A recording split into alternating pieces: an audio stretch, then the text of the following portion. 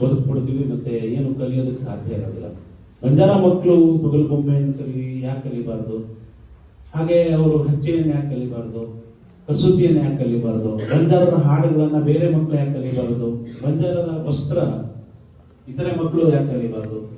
ಹಾಗೆ ಆ ವಿನಿಮಯ ಆದಾಗ ಜೀವನವನ್ನ, ಈಗ ಗಾಂಧೀಜಿಯವರು ಪಾಠಶಾಲೆಗಳು ಬರೀ ಜ್ಞಾನವನ್ನು ಕೊಡುತ್ತೆ, ಜ್ಞಾನಕ್ಕೆ ಈ ತರದ ಕಲೆಗಳು ರಂಗಭೂಮಿಯಿಂದ ಹಿಡಿದು ಸಾಹಿತ್ಯ, ಸಂಸ್ಕೃತಿ ಇವೆಲ್ಲ ಜೀವನವನ್ನು ಕಲಿಸುತ್ತೆ, ವ್ಯಕ್ತಿತ್ವವನ್ನು ರೂಪಿಸುತ್ತೆ, ಆರ್ಥಿಕ ಸಬಲತೆಯನ್ನು ಕೊಡುತ್ತೆ ಅನ್ನೋದನ್ನ ಗಾಂಧೀಜಿ ಸ್ವಾತಂತ್ರ್ಯ ಪೂರ್ವದಲ್ಲಿ ಹೇಳಿದ್ರು. ಅದನ್ನೆಲ್ಲ ಈ ಅಕಾಡೆಮಿಗಳು ಮಾಡಬೇಕಾಗಿದೆ. ಆ ದಿಟ್ಟ ಹೆಜ್ಜೆಯಲ್ಲಿ ಇದು ಒಂದು ಸಣ್ಣ ಕಾರ್ಯಕ್ರಮ ಅಷ್ಟೇ.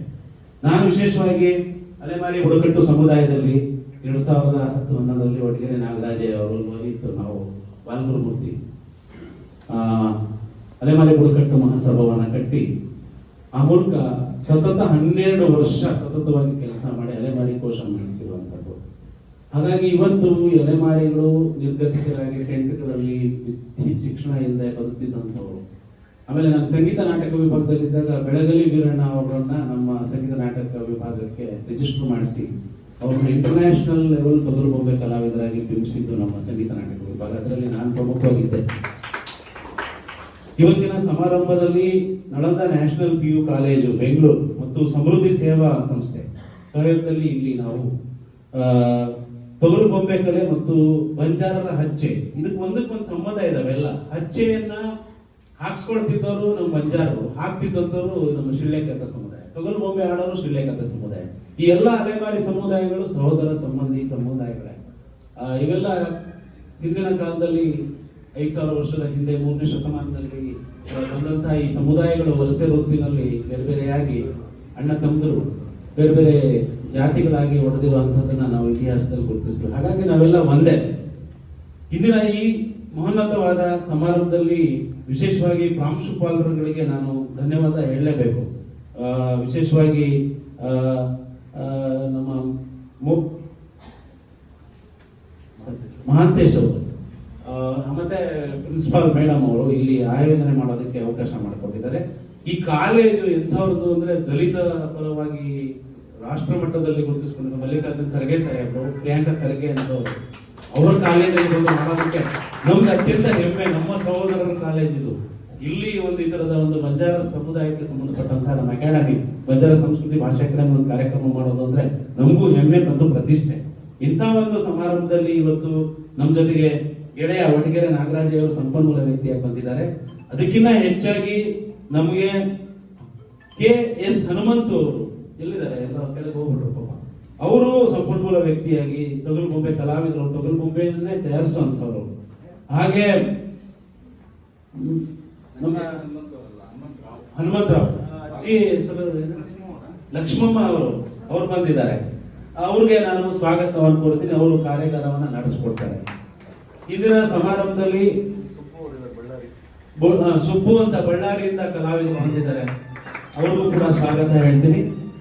ನಾನು ಇಂದಿನ ಸಮಾರಂಭದಲ್ಲಿ ನಾಗರತ್ನಂ ಅವರು ಅಧ್ಯಕ್ಷತೆಯನ್ನು ವಹಿಸಿದ್ದಾರೆ. ಅವರು ನಮಗೆ ಸಹಕಾರ ಕೊಟ್ಟಿದ್ದಕ್ಕೆ ಧನ್ಯವಾದ. ಹಾಗೆ BH ಮಂಜು ಅವರು, ನಮ್ಮ ಯಾವ ಈ ಸಮೃದ್ಧಿ ಸೇವಾ ಸಂಸ್ಥೆಯವರು, ಅವ್ರಿಗೂ ಕೂಡ ಧನ್ಯವಾದ ಹೇಳ್ತೀನಿ ಕಾರ್ಯಕ್ರಮ ಆಯೋಜನೆ ಮಾಡಿದ್ದಕ್ಕೆ ಇಲ್ಲಿ.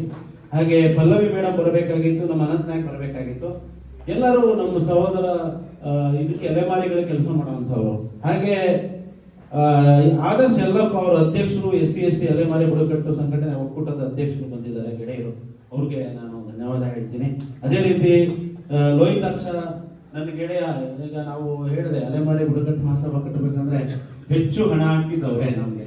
ಅದ್ ಬಿಟ್ರೆ ನಮ್ಮ ಮೂರ್ತಿ ನಾಯಕ್ ಅಂತ ತುಮಕೂರಿನವರು ಇಂಡಸ್ಟ್ರಿಯಲಿಸ್ಟು, ಇಲ್ಲಿ ಹೋಟೆಲ್ ಸಾಮ್ರಾಟ್ ಹೋಟೆಲ್ ಅಲ್ಲಿ ಅಲೆಮಾರಿಗಳಿಗೆ ಅವ್ರಿಗೆಲ್ಲ ನಾನು ಸಹಾಯ ಮಾಡೋದಕ್ಕೆ ಉಚಿತವಾಗಿ, ಅಷ್ಟು ಅಲೆಮಾರಿ ಸಮುದಾಯಗಳ ಸಂಘಟನೆ ಮಾಡೋದಕ್ಕೆ ಉಚಿತ ಊಟ ಕೊಟ್ಟು ಅವರ ಹೋಟೆಲ್ ನಲ್ಲಿ ಹಾಲು ಕೊಡ್ತಾ ಇದ್ರು. ಪ್ರತಿ ಇದ್ರಲ್ಲಿ ಒಂದು 5 ಲಕ್ಷ ರೂಪಾಯಿ ಅಷ್ಟು ಅವರು ನಮಗೆ ಖರ್ಚು ಮಾಡಿದ್ರಾಗ.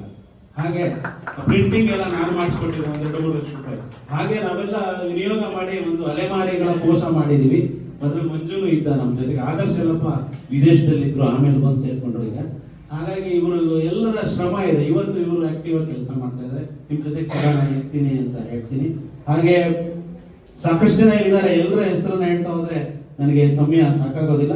ವಿಶೇಷವಾಗಿ ಇಲ್ಲಿ ಕಾಲೇಜಿನ ಶಿವಕುಮಾರ್ ಅವರು, ಡಾಕ್ಟರ್ ವೆಂಕಟೇಶ್ ಅವರು, ವೆಂಕಟೇಶ್ ಚೌದಾಯಿ ಅವರು, ಆಮೇಲೆ ಶಿವರಾಜ್ ಅವರು, ನಮ್ಮ ಗೆಳೆಯ ಬಸವರಾಜ್ ನಮ್ಮ ಜೊತೆಗೆ ಇವರು ಇದ್ರು ಆಗ ಅಲೆಮಾರಿ ಸಂಘಟನೆಯಲ್ಲಿ. ನಮ್ಮಲ್ಲಿ ಹೇಳ್ತಾರೆ, ಘಾಲೇನ ಔಚ ಕಾಡೇನ ಆಯೇನಿ, ಹಾಕಕ್ ಬರುತ್ತೆ ತೆಗಿಯಕ್ ಬರಲ್ಲ. ನಮ್ಮ ಭಾಷೆಯಲ್ಲಿ ಇರುವಂತ ಒಂದು ಗಾದೆ ಮಾತು ಏನು ಅಂದ್ರೆ ಹಚ್ಚೆ. ನೋಡಿ, ಬಸವಣ್ಣವ್ರು ಹೇಳ್ತಾರೆ 12ನೇ ಶತಮಾನದಲ್ಲಿ ವಚನದಲ್ಲಿ, ಅಣಚೆ ಇಲ್ಲದವಳಿಗೆ ಸೌಭಾಗ್ಯದ ಹೂವಿನ ಬೊಟ್ಟೆಕೆ ಅಂತ ಹೇಳ್ತಾರೆ. ಅದು ಮಲ್ಲಿಕಾರ್ಜುನ ಸೂಕ್ತದಲ್ಲಿ, ಸೂಕ್ತ ಸುವರ್ಣದಲ್ಲಿ ಬರುತ್ತೆ. ಅಣಚಿತನವಂ ಕೈಕೋಳ್ ನಿನ್ನೊಲೆ ಭಾಗ್ಯದ ಭದ್ರ ಲಕ್ಷಣದ ತದರೋಳ್ ಪ್ರಯೋಗಗೊಂಡಿರುವ ಅಣಚಿ ಅನ್ನುವಂತ ಒಂದು ಪದ ಬರುತ್ತೆ. ಅದು ಸ್ತ್ರೀಯ ಸೌಭಾಗ್ಯದ ಲಕ್ಷಣ ಅಂತ ಅವ್ರು ಹೇಳ್ತಾರೆ ವಚನಗಳಲ್ಲಿ. ಸಾಕಷ್ಟು ಈ ಹಚ್ಚೆಗಳ ಬಗ್ಗೆ ಇಲ್ಲಿ ದೊಡ್ಡ ಉಪನ್ಯಾಸನೇ ಮಾಡಬಹುದು. ನಾನೇ ಬರೆದಿದ್ದೀನಿ, ಒಂದು ಪುಸ್ತಕನೇ ಬರೆದ್ಬಿಟ್ಟಿದ್ದೀನಿ ನಾನು ಇದಕ್ಕಾಗಿ. ಮೊನ್ನೆ ಈ ಹಚ್ಚೆಗಳ ಕಾರ್ಯಕ್ರಮ ಹಾಕಿದ ಮೇಲೆ ಏನಾದ್ರೂ ನಾವು ಈ ಹಚ್ಚೆ ಬಗ್ಗೆ ಎಲ್ಲರೂ ದಾಖಲಿಸ್ಬೇಕಲ್ಲ ಅಂತ ಹೇಳಿ, ಈ ಎಲ್ಲ ನಮ್ಮ ಈ ತಳ ಸಮುದಾಯಗಳು ಯಾವುದೇ ನಮ್ಮ ಜಾನಪದ ಕಲೆಗಳು ಹುಟ್ಟಿರುವಂತದ್ದು, ಈ ಹಾಡುಗಳು, ಜನಪದ ಹಾಡುಗಳು ಹುಟ್ಟಿರುವಂತದ್ದು ನೋವನ್ನ ಮರೆಸೋದಿಕ್ಕೆ, ನಮ್ಮ ಶ್ರಮವನ್ನ ಮರೆಸೋದಿಕ್ಕೆ, ಆಮೇಲೆ ನಮ್ಗೆ ನೋವಲ್ಲಿ ಶ್ರಮದಲ್ಲಿ ಖುಷಿ ಪಡೋದಕ್ಕೆ ಉಟ್ಕೊಂಡಿರುವಂತ ಇವು. ಈಗ ನೋಡಿ, ಹಚ್ಚೆ ಪದ ಯಾಕೆ ಬರುತ್ತೆ ಅಂದ್ರೆ, ಸೂಜಿಯಿಂದ ಚುಚ್ಚಿದಾಗ ನೋವಾಗುತ್ತೆ, ಆ ಹಾಡನ್ನ ಹೇಳಿದಾಗ ಆ ನೋವು ಮರೆಸುತ್ತೆ. ಈ ಎಳೆ ಮಕ್ಕಳಿಗೆ ಡಾಕ್ಟರ್ ಸೂಜಿ ಚುಚ್ಚುವಾಗ ನೀವು ನೋಡಿ, ನೇರವಾಗಿ ಮಗುಗೆ ಸೂಜಿನ ತೋರಿಸಿ ಇಂಜೆಕ್ಟ್ ಮಾಡಿದ್ರೆ ಬಾಯಿ ಬಡ್ಕೊಳುತ್ತೆ, ನಾಯಿ ಕೂಡ ಬಡ್ಕೊಳುತ್ತೆ, ಒಬ್ಬ ಮುದುಕನಿಗೂ ಕೂಡ ಹೆದರಿಕೆ ಆಗುತ್ತೆ ಸೂಜಿ ಕಂಡ್ರೆ.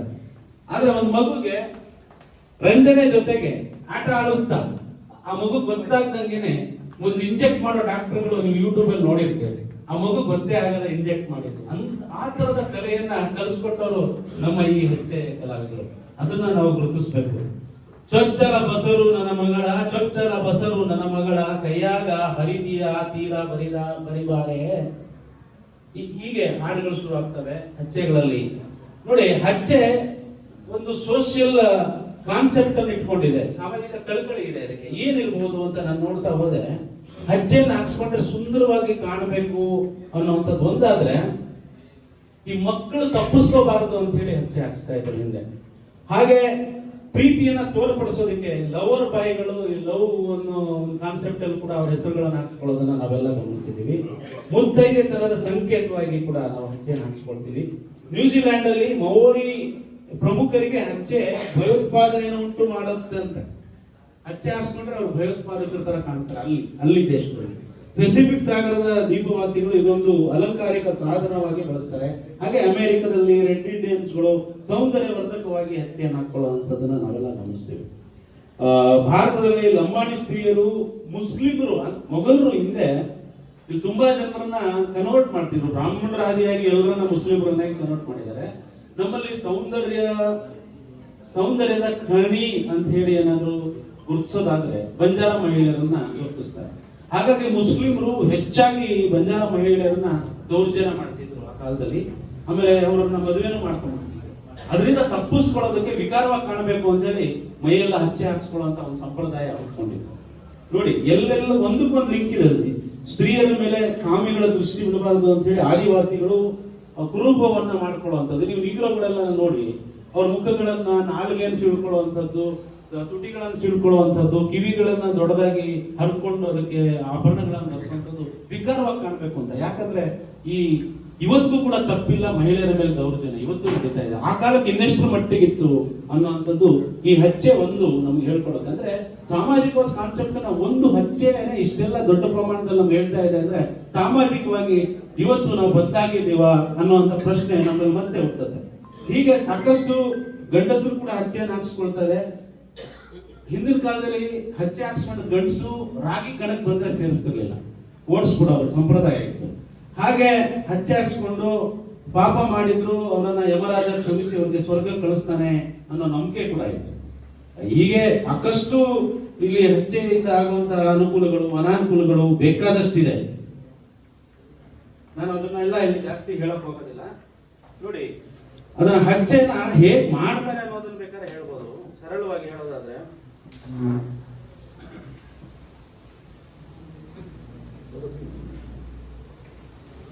ಈ ತರ ಹಚ್ಚೆ ಕೆಟ್ಟ ಕಣ್ಣೆ ದೃಷ್ಟಿ ಬಿಡಬಾರದು ಅಂತ ಹೇಳಿ ತಿರುವಾಂಕೂರಲ್ಲಿ ಕಾಡಾರ ಅನ್ನೋ ಜನಾಂಗದಲ್ಲಿ ಮೇಲ್ದವಡೆ ಕೆಳದವಡೆಗೆಲ್ಲ ಹಚ್ಚಿ ಹಾಕೊಳ್ತಾರಂತೆ. ಬಂತು ಕಾಂಗೋ ನಿವಾಸಿಗಳು ಹಲ್ಲುಗಳನ್ನು ಕಿತ್ಕೊಳ್ತಾರಂತೆ. ಬೆಂಗಳೂರಲ್ಲಿ ಮಲ್ಸು ಒಕ್ಕಲರು ದೇವರಿಗಾಗಿ ತಮ್ಮ ಬೆರಳನ್ನೇ ಕತ್ತರಿಸ್ಕೊಳ್ಳೋ ಒಂದು ಸಂಪ್ರದಾಯ ಇದೆ. ನಾವು ಬರೀ ಹಚ್ಚಿ ಹಾಕ್ಸ್ಕೊಂಡ್ರೆ ಅವರು ತನ್ನ ಬೆರಳನ್ನೇ ಅರ್ಪಿಸ್ತಾರೆ. ಮಲ್ಸು ಬೆರಳು ಕೊಡವ ಒಕ್ಕಲು ಒಕ್ಕಲಿಗರು ನೋಡಿ. ಈ ನಮ್ಗೆ ತಿರುಪತಿಗೆ ಹೋಗಿ ನಾವು ಕೂದಲು ಕೊಡುವಾಗ ನಾವು ತಮಾಷೆಗೆ ಹೇಳ್ತಿದೀವಿ, ಕೂದಲು ಬೆಳೆಯುತ್ತೆ ಕೊಡ್ತೀಯ, ನೀನು ಉಗುರು ಬೆಳೆಯುತ್ತೆ ಕತ್ತರಿಸ್ತೀಯ, ಇದು ಬೆರಳನ್ನು ಕೊಡೋ ದೇವರು ನೋಡೋಣ ಅಂತ ನೋಡಿ ಮಲ್ಸು ಒಕ್ಕಲು ಕೊಡ್ತಿದ್ರು ಅಂತ. ನಿಜ ಇದೆ ಇತಿಹಾಸದಲ್ಲಿ. ಹಾಗೆ ಮಲೆಯ ಜನಾಂಗ ತಮ್ಮ ಹಲ್ಲುಗಳನ್ನ ಕಪ್ ಮಾಡ್ಕೊಳ್ತಿದ್ರಂತೆ. ಸೌಂದರ್ಯ, ಅದೊಂಥರದ ಸೌಂದರ್ಯ ಅಂತ ಅವ್ರಿಗೆ. ಈ ತರದ ಸಂಪ್ರದಾಯಗಳು, ಧರ್ಮ, ಆಚರಣೆ, ನಂಬಿಕೆ 2000 ವರ್ಷದ ಹಿಂದಿನಿಂದನೂ ಅದು ಈಜಿಪ್ಟ್ ಇಂದ ಶುರುವಾಗಿ ಗ್ರೀಕರು, ರೋಮನ್ರು, ಜರ್ಮನ್ರು ಎಲ್ಲರಲ್ಲಿತ್ತು. ಹೀಗೆ ನಡೆದಿದೆ ಇದು. ಕಸೂತಿ ಕೆಲಸದ ಸೂಜಿ ಪ್ರಾಣಿಗಳು 3, 4, 6, 7, 9 ಅಂತ ಹೇಳಿ ಬಳಸ್ತಿದ್ರು. ನಂಬರ್ ಇದೆ ಅದಕ್ಕೆ ಚಕ್ರ ಅಂತ ಕರೀತಾರೆ. ಹಸಿರು ಗಿಡಮೂಲಿಕೆಗಳಿಂದ ಇದನ್ನ ಮಾಡ್ತಾರೆ ಅವರು. ದ್ರಾವಿಡರಲ್ಲಿ ಇದು ಹೆಚ್ಚು ಇದೆ. ನಮ್ಮಲ್ಲಿ ಇಂಗ್ಲಿಷ್ ನಲ್ಲಿ ಇದನ್ನ ಕಟ್ಟು ಅಂತ ಕರಿತೀವಿ. ಅರಸಿನ ಪುಡಿ, ಔಡ್ಲೆ ಬೆಳೆ ಬಳಸಿ ಅದನ್ನ ಬಣ್ಣ ತಯಾರಿಸ್ತಾರೆ. ಅವರೆಲ್ಲ ಹೇಳ್ತಾರೆ ಅನ್ಕೊಂಡಿದ್ದೀನಿ.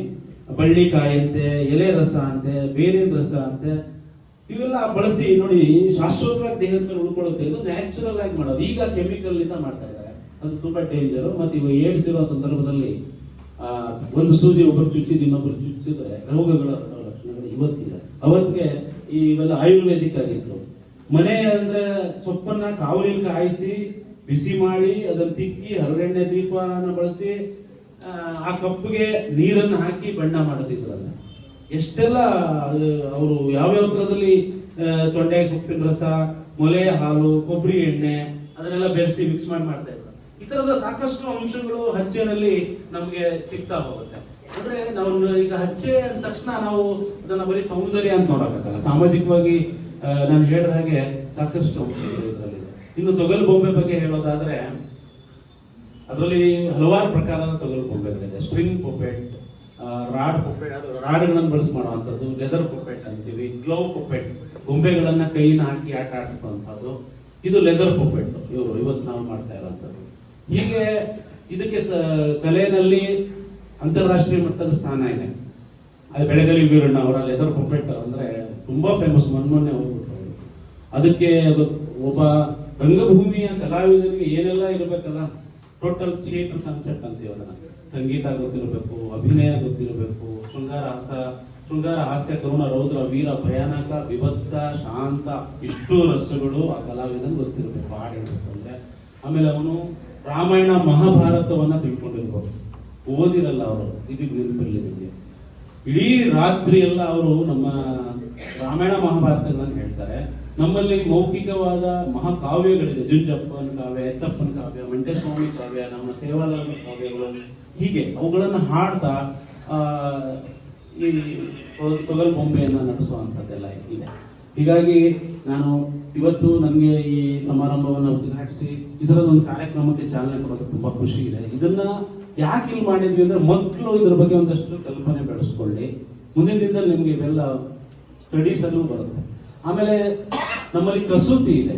ಗೌರ್ಮೆಂಟ್ ಆರ್ಟ್ಸ್ ಕಾಲೇಜ್ 200 ಜನ ಬಂಜಾರ ಮಕ್ಕಳು ಒಳಗೊಂಡಾಗೆ ಬೇರೆ ಮಕ್ಕಳನ್ನು ಸೇರಿಸ್ಕೊಂಡು ಕಸೂತಿಯನ್ನ ಕಲಿಸ್ತಾ ಇದ್ದೀವಿ. ಆ ಗ್ಲಾಸ್ಗಳನ್ನ ಬಟ್ಟೆ ಮೇಲೆ ಹೇಗೆ ಹೊಲಿತಾರೆ, ಬೇರೆ ಬೇರೆ ಡಿಸೈನ್ಸ್ ಅನ್ನ ಹೇಗೆ ಹೊಲಿತಾರೆ, ಅದನ್ನ ಒಂದು ಹಾರವಾಗಿ ಆರಂಭದಲ್ಲಿ ನಾವು ಹಾರ ತಯಾರಿಸೋದವರು. ಅದನ್ನ ಮಾರಿದ್ರೆ 1,000 ರೂಪಾಯಿ 2,000 ರೂಪಾಯಿ, ಡ್ರೆಸ್ ಮಾಡಿದ್ರೆ 1 ಲಕ್ಷ ರೂಪಾಯಿ ಮೇಲೆ ಹೋಗುತ್ತೆ. ಹಾಗೆ ಬೇರೆ ಬೇರೆ ಪರ್ಸು, ಖರ್ಚೀಫು ಇದನ್ನೆಲ್ಲ ಈಗ ಆರಂಭದಲ್ಲಿ ಹೇಳ್ಕೊಡ್ತೀವಿ ಮಕ್ಕಳಿಗೆ. ಕಲ್ತ್ಕೊಂಡು ಅದರಲ್ಲಿ ಅವರು ಸ್ಕಿಲ್ ಬೆಳೆಸ್ಕೊಂಡು ನಾಳೆ ಫ್ಯಾಷನ್ ಟೆಕ್ನಾಲಜಿಗಳಲ್ಲಿ ದೊಡ್ಡ ಹೆಸರು ಮಾಡಬಹುದು, ಆರ್ಥಿಕವಾಗಿ ಸಫಲತೆಯನ್ನು ಕಾಣ್ಬೋದು ಅನ್ನೋಂಥದ್ದು ಉದ್ದೇಶ. ನಮ್ಮ ಅಲೆಮಾರಿಗಳಿಗೆ ಈ ಥರದ ಒಂದು ಅವಕಾಶಗಳನ್ನ ನಾವು ಮುಂದಿನ ದಿನ ಇನ್ನೂ ಹೆಚ್ಚಾಗಿ ಮಾಡ್ತಾ ಹೋಗ್ತೀವಿ. ಅದರ ಬಳಕೆ ಆಗಲಿ ಅಂತ ಹೇಳಿ ತುಂಬಾ ಇನ್ನು ಮಾತಾಡಿದ್ರೆ ಸಮಯ ಇಲ್ಲ. ನಾವೆಲ್ಲ ಉಪನ್ಯಾಸ ಮಾಡುವಂಥದ್ದು ಎಷ್ಟು ಬೇಕಾದ್ರೂ ಮಾತಾಡ್ತೀವಿ.